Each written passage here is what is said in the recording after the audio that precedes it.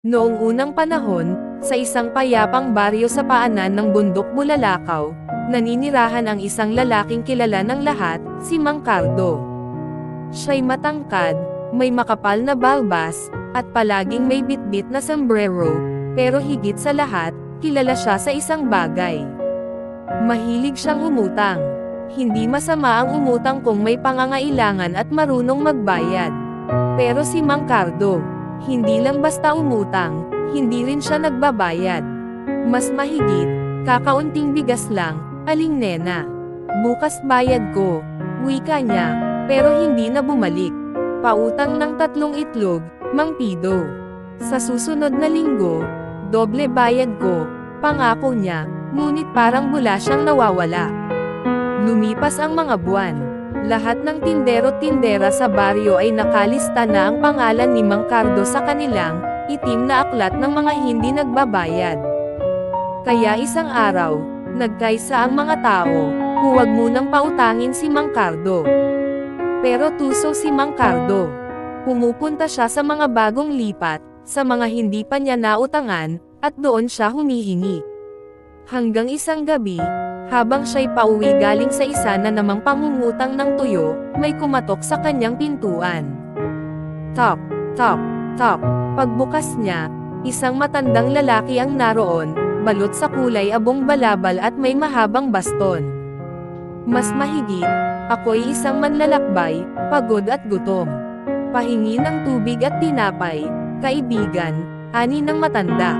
Ay nako, wala po akong tinapay. Pautang po kayo, sagot ni Mang Cardo, sabay ngisi.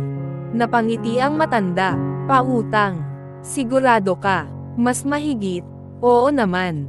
Babalik ko rin, wika ni Cardo, hindi alam na ang kausap niya pala ay si Lolo Carmelo, ang bantay ng utang sa mundo, isang mahiwagang nilalang na sumusubok sa puso ng mga tao. Kung gayon, sabi ng matanda, bibigyan kita. Pero tandaan mo, ang utang ko ay may kabayaran. Kinabukasan, nagulat si Cardo nang makita ang kanyang bahay na puno ng pagkain, bigas, gulay, karne, itlog, at kahit candy. Maging ang kanyang lumang bisikleta ay naging motorsiklo. Tuwang-tuwa siya, ngunit habang siya'y ngiting-ngiti, isang papel ang lumutang sa hangin at dumikit sa kanyang pinto. Mas mahigit, utang ni Cardo. 10 kilong bigas, 5 tray ng itlog, 3 kilong karne, isang motorsiklo, at isang pangakong hindi tinupad. Napakamot siya ng ulo. Mas mahigit, babayaran ko yan, balang araw, sambit niya.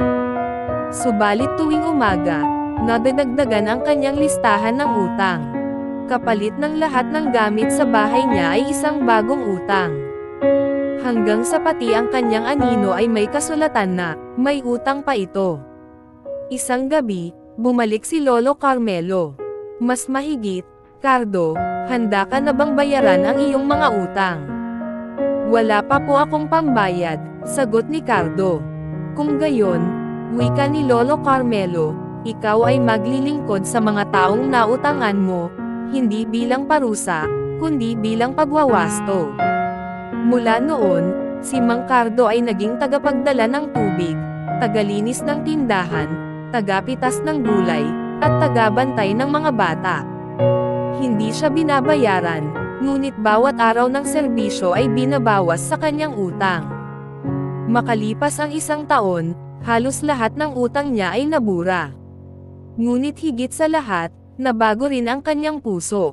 Nagbukas siya ng maliit na tindahan na may karatolang. Mas mahigit, tapat sa utang, tapat sa buhay tindahan ni Cardo.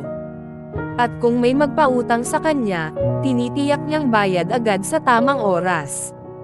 Minsan pa, bumalik si Lolo Carmelo. Wala na siyang dalang listahan.